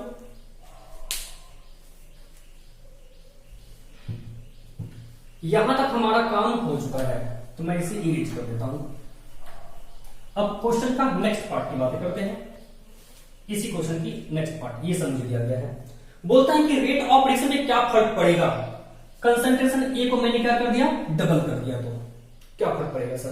चलिए हम पहले बात करते हैं, क्या क्या जा रहा है सर, कंसंट्रेशन ऑफ ए को इसने क्या किया, डबल किया, तो पूछ रहा है कि रेट ऑफ रिएक्शन में क्या फर्क पड़ेगा। देखिए रेट लॉ एक्सप्रेशन में क्या लिखा हुआ है कि कंसंट्रेशन A⁴2 B⁻1। आइए हम लोग यहां समझते हैं, ए को डबल कर दे रहे हैं, तो आप ए को डबल कर दीजिए, डबल कीजिए सर, तो क्या हो जाएगा। देखिए तो मैं बात कर रहा हूं R' के ए की कंसंट्रेशन को मैंने डबल किया, तो 2A⁴2 B⁻1, 2 दूनी क्या हो जाएगा सर 4 के A⁴2 B⁻1, और इतनी वैल्यू किसके बराबर है सर, R के बराबर, तो R' क्या हो जाएगा सर 4R। मतलब क्या हो जा रहा है, rate of reaction 4 times increase कर रहा है। पहला सॉल्व हो गया। चलिए पहले को इरेज कर दीजिए, आप पहला काम खत्म हो गया। हमें बात किसी करूंगा सर, दूसरे की, इसको नोट कीजिए सर। अब बी को क्या कर दे रहा है, हाफ कर दे रहा है, ये टेबल बनाते चलते हैं। नंबर दूसरा, कंसंट्रेशन ऑफ बी को इसने क्या किया सर, हाफ किया। तो पूछ रहा है कि रेट ऑफ रिएक्शन पे क्या फर्क पड़ने वाला है, इसी की मैं बात करने वाला हूं। अब आप क्या करेंगे सर, बी को इसने क्या किया, हाफ किया है। चलिए हम लोग हाफ करते हैं, तो यहां से R' के ए पे तो कोई फर्क नहीं पड़ रहा है, बी को इसने हाफ किया है, तो B/2 पावर -1 -1 है तो 2 ऊपर ना चला जाएगा, तो 2k। चलो अब बात करते हैं नेक्स्ट क्वेश्चन की। इसे दूसरे नंबर की बात करते हैं। तो यहां पर जो हमारे पास रेट ऑफ रिएक्शन का जो हमने रेट लॉ एक्सप्रेशन लिखा था वो हमारा आया था इतना सा। अब इस क्वेश्चन में क्या कर रहा है, हम नंबर दूसरे की बात कर रहे हैं। Concentration of B is half, तो इसने बी की कंसंट्रेशन को क्या कर दिया सर, आधा कर दिया ना। इसने आधा किया है, पूछ रहा है कि रेट ऑफ रिएक्शन पे क्या फर्क आएगा। तो देखते हैं सर, हम लोग बातें करते हैं। तो R dash equal to K, ए पे तो कोई फर्क नहीं पड़ रहा है, बी कंसंट्रेशन आधी हो जा रही है, तो b बाय 2 तो पावर -1, ये तो इधर आ जाएगा सर, 1 बाय 2 पावर -1 तो 2 ही आएगा ना, into K e to power 2 b to power -1, ये वो R डैश, ये वैल्यू मुझे दे रहा है R, तो हम क्या लिख सकते हैं sir, R dash equal to 2R। इसका मतलब क्या हो रहा है, रेट ऑफ रिएक्शन क्या कर जा रहा है, इंक्रीज कर जा रहा है 2 टाइम्स। चले दूसरे खत्म हो गया, नोट कर लीजिए। नंबर तीसरे की बात करें तो तीसरे नंबर में कंसंट्रेशन ऑफ ए और बी दोनों डबल हो जा रहा है। Concentration of A B sir double हो जा रहा है, 2 टाइम्स इंक्रीज कर जा रहा है सर, और कंसंट्रेशन ऑफ बी भी क्या कर जा रहा है सर, डबल हो जा रहा है। तो पूछ रहा है मुझे कि रेट ऑफ रिएक्शन में क्या फर्क आएगा। तो देखते हैं सर, रेट ऑफ रिएक्शन हमारे पास वैसे था क्या, कि A power 2 B to power -1, R dash K, A को हमने डबल कर दिया और हमने बी को भी क्या कर दिया सर, डबल कर दिया, 2 का स्क्वायर 4 हो जाएगा सर, 2 पावर -1 तो 1 बाय 2, और यहां पे क्या हो जाएगा सर, के ये 2 तो बाहर आ गया हमारा, बी 2 बाहर आ चुका है, बी टू पावर -1, ये क्या हो जाएगा सर, 2 इंटू ये हमारा क्या है, रेट ऑफ रिएक्शन, तो आर डैश क्या हो जा रहा है हमारा सर, 2R हो जा रहा है। इसका मतलब रेट ऑफ रिएक्शन इंक्रीज कर जा रहा है 2 टाइम्स। चलेगा, चलिए बच्चा ये भी खत्म हो गया। बात करते हैं नंबर 4 की।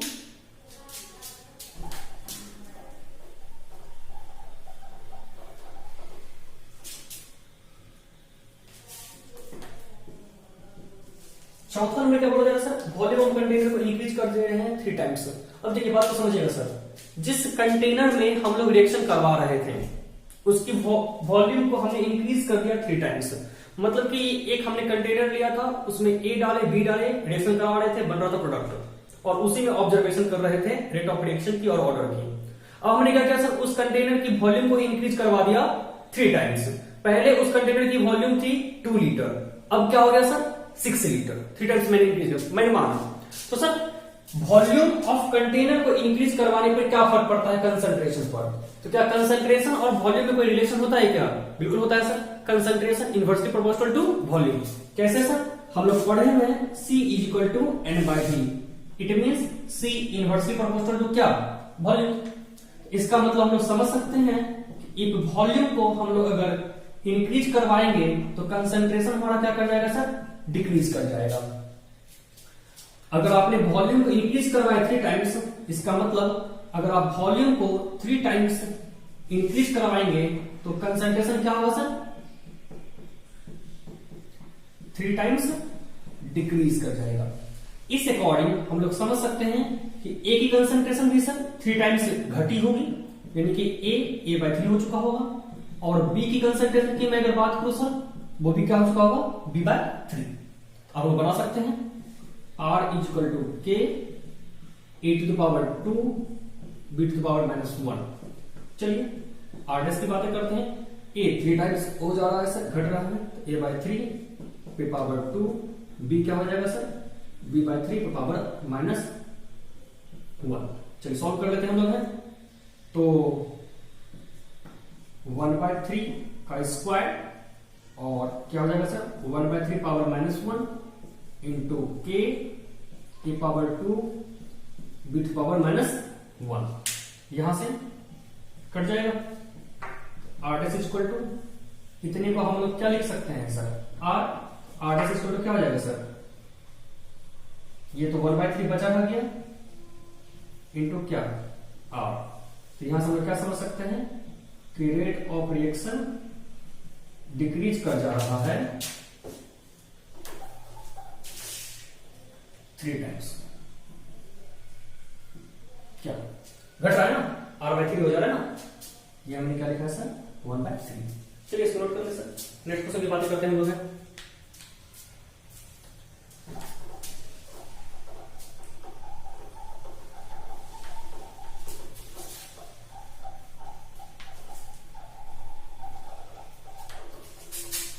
तो बच्चों हम बातें करते हैं नेक्स्ट क्वेश्चन की।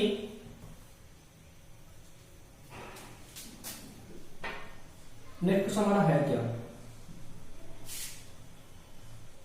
हमने कोई एक रिएक्शन लिया, वो क्या है सर 2a + b से हमारा क्या बन रहा है प्रोडक्ट। यहां पे हो क्या रहा है सर, कंसंट्रेशन ऑफ ए को जब आप डबल करते हैं,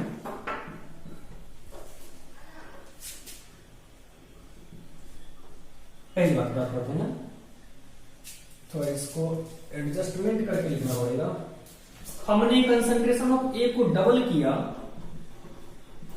तो रेट ऑफ रिएक्शन क्या कर जा रहा है सर, इंक्रीज कर रहा है 2 times. And concentration of A and concentration of B दोनों को हमने डबल किया तो रेट ऑफ रिएक्शन इंक्रीज कर जा रहा है 8 टाइम्स। आपको क्या बोल रहा है निकालने के लिए, rate law expression and order of this reaction. तो बच्चों क्वेश्चन समझिएगा, ये हमारे पास कोई रिएक्शन है 2a + b, इसकी कोएफिशिएंट क्या है सर 1, रेट ऑफ रिएक्शन आपने क्या माना r मान लिया, वो कैपिटल R मान ज्यादा अच्छा लगता है। रेट ऑफ रिएक्शन हमने माना सर कैपिटल R। क्या बोला जा रहा है मुझे, अगर A की कंसंट्रेशन को डबल करते हैं तो R इंक्रीज कर रहा है 2 times. Rate of reaction A पर डिपेंड कर रहा है, इसको आप डबल करेंगे तो rate of reaction 2 times increase कर जा रहा है, और A और B दोनों को डबल करेंगे तो rate of reaction 8 times increase कर जा रहा है। यानी कि ये कोई रिएक्शन हो सकता है, हम जाके एक्सपेरिमेंट करवाए हैं। तो कहा जा रहा है सर क्या क्या हुआ, यहाँ पे हम लोग समझ लेते हैं बात को। यहाँ पे हो क्या रहा है सर कि A को डबल करते हैं तो R 2 टाइम्स इंक्रीज करता है, दोनों को डबल करते हैं तो R 8 टाइम्स इंक्रीज करता है। ऑर्डर क्या होगा, रेट लॉ एक्सप्रेशन कैसे लिखेंगे। ऐसे क्वेश्चन को बनाने के लिए सर एक अच्छा खासा कंसेप्ट क्या होता है कि यहां पर हम लोग इक्वेशन बनाते हैं। यहां से आपका इक्वेशन आएगा, यहां से आपका इक्वेशन आएगा, और आप एक कोई स्टैंडर्ड फॉर्मेट ले लीजिए। लेट हमने लिया, मान लिया sir rate law expression is, हमने क्या मान लिया sir R = K A⁴x B⁴y। क्यों सर, A और B दोनों पे डिपेंड कर रहा है ना, इसलिए हमने A और B दोनों लिया। मुझे x और y की वैल्यू पता नहीं है, x और y मुझे मिल जाएगा तो रेट लॉ एक्सप्रेशन भी मुझे मिल जाएगा, और हम ऑर्डर भी निकालेंगे। सारा खेल इसी x y को डिटरमाइन करने का है। यहां पर मुझे तरीका दिया हुआ है सर। अब इससे हम लोग चलते हैं, समझते हैं सर क्या बोल रहा है। R 2 टाइम्स इंक्रीज कर जा रहा है, R 2R हो जाता है कब, जब A को डबल करते हैं। तो K A को हमने क्या किया सर, डबल कर दिया, और B के आपने कुछ नहीं किया सर। फिर R 8 टाइम्स हो जा रहा है, कब सर, जब A और B दोनों को डबल कर रहे हैं।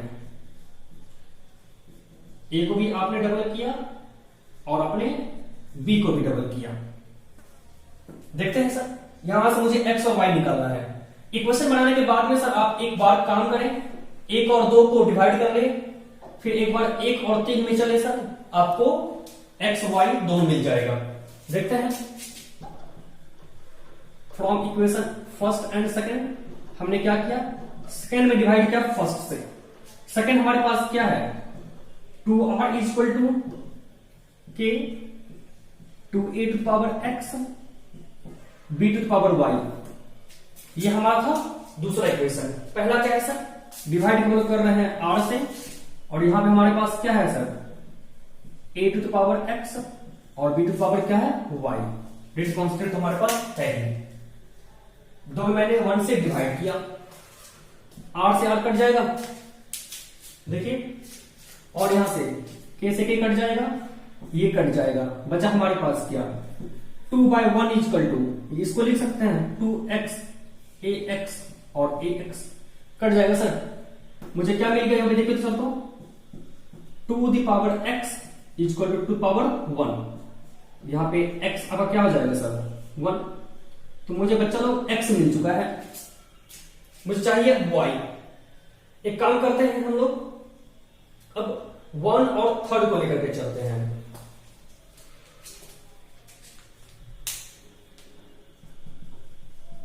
फ्रॉम 1 एंड इक्वेशन 3rd में डिवाइड कीजिए आप 1 से, तो आपके पास 3rd क्या है सर 8r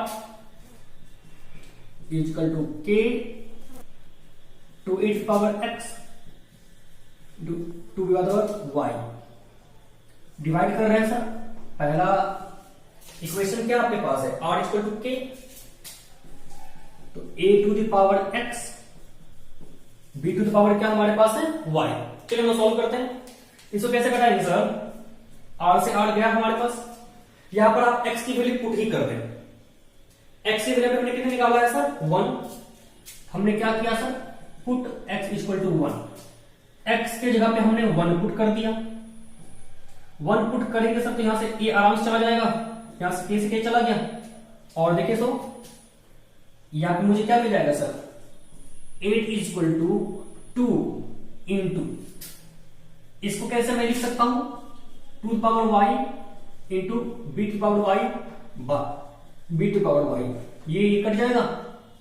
और देखिए सर, तो इसको घटा सकते हैं फॉरवर्ड में, तो आपके पास अब क्या मिल जा रहा है, इधर देखिए ध्यान से, मैं रेडियस कर रहा हूं,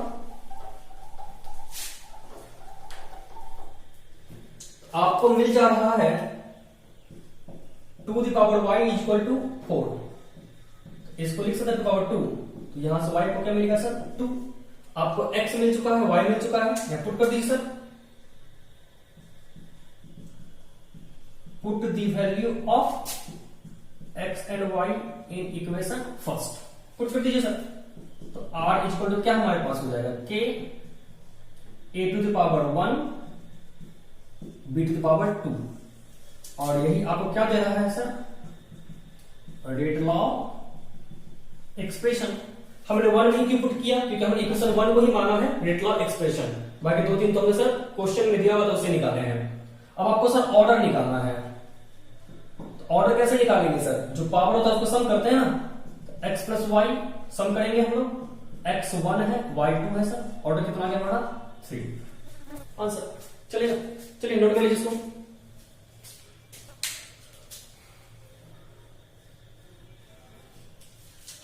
हमारे पास नेक्स्ट क्वेश्चन कहा क्या है, तो देखेंगे हम लोग सर।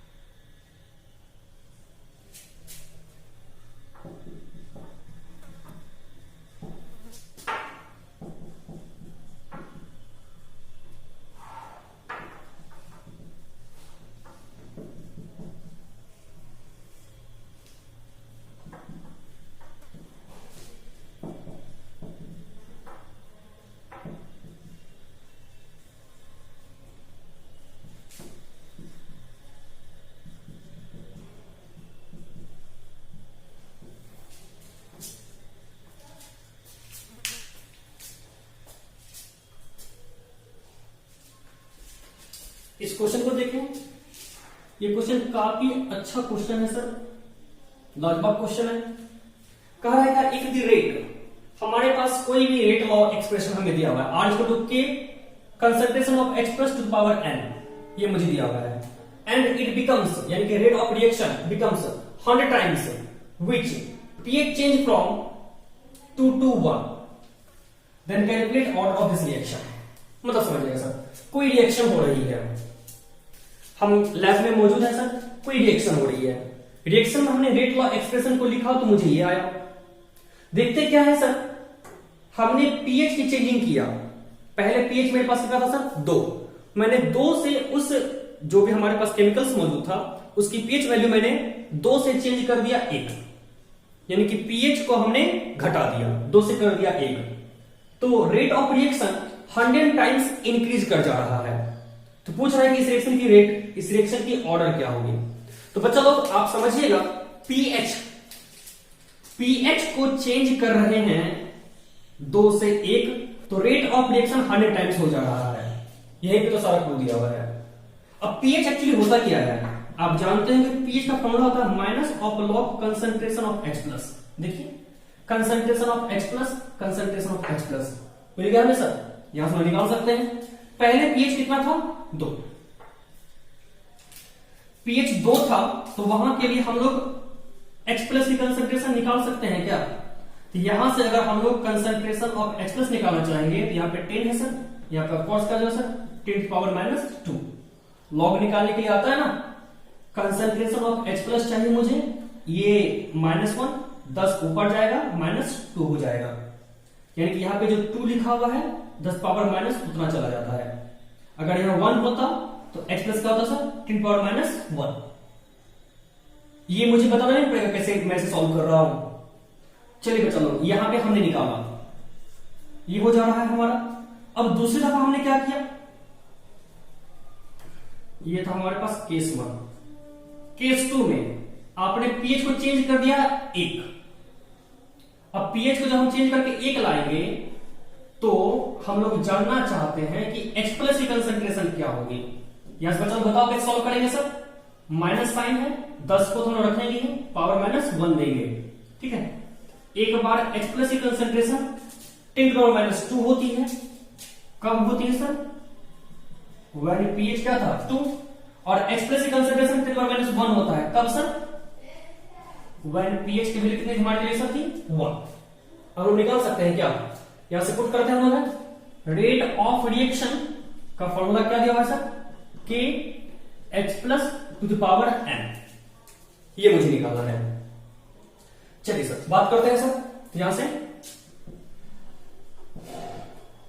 when pH मेरा क्या है 2, pH जब हमारा 2 होगा तब रेट ऑफ रिएक्शन को हम कैसे लिखेंगे कि pH जब 2 है इसके लिए कंसंट्रेशन ऑफ H प्लस हमने कितना निकाला है सर 10⁻²। ये इक्वेशन 1 है, तो क्या H प्लस की जगह पे मैं 10⁻² रख दूं, K into 10⁻² to the power n। चलिए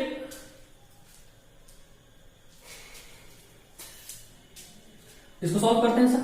तो R इक्वल टू क्या हो जा रहा है हमारा, K इंटू 10⁻²n, इसे इक्वेशन मानते हैं 2।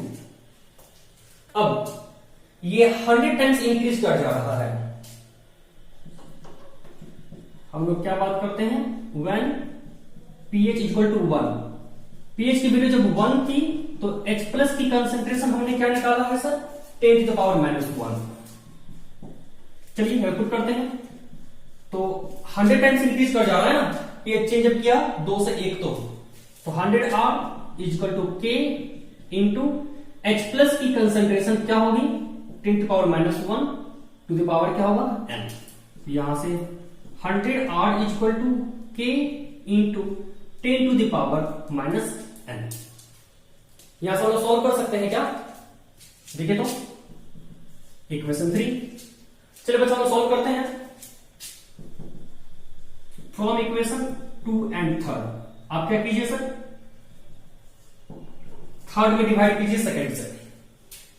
आपके पास थर्ड क्या है 100R equal to K into 10⁻⁻n divided यहां पे R हो जाएगा सर K इंटू 10⁻²n, कैसे किया जाएगा, यहां से चला जाएगा ये।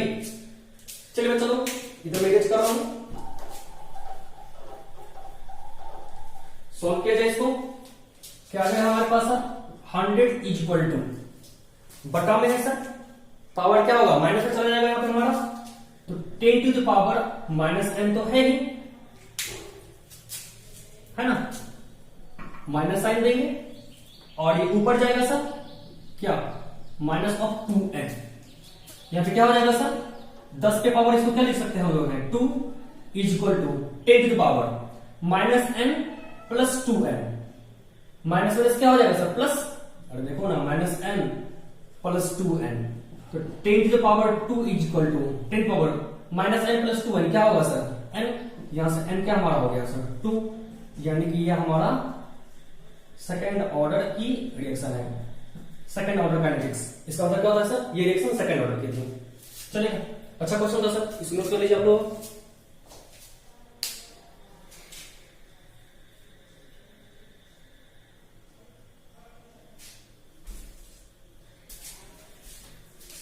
तो बच्चों लोग आज के लिए इतना काफी है सर, हम फिर मुलाकात करेंगे सर नेक्स्ट क्लास में। हमने ऑर्डर ऑफ रिएक्शन आपको पढ़ा दिया, अब order of reaction next lecture में कल की तारीख में हम लोग पढ़ेंगे सर ऑर्डर ऑफ रिएक्शन को कैसे डिटरमाइन करते हैं। ठीक है सर, चलिए हालांकि ऑर्डर ऑफ रिएक्शन को हमने डिटरमाइन करने का तरीका सीखा है, बाकी बहुत से तरीके हैं, क्वेश्चन इसमें अच्छे से पूछे जाते हैं, तो कुछ हम लोग मेथड पढ़ेंगे। आज के लिए बाय बाय, फिर मुलाकात करते हैं सर।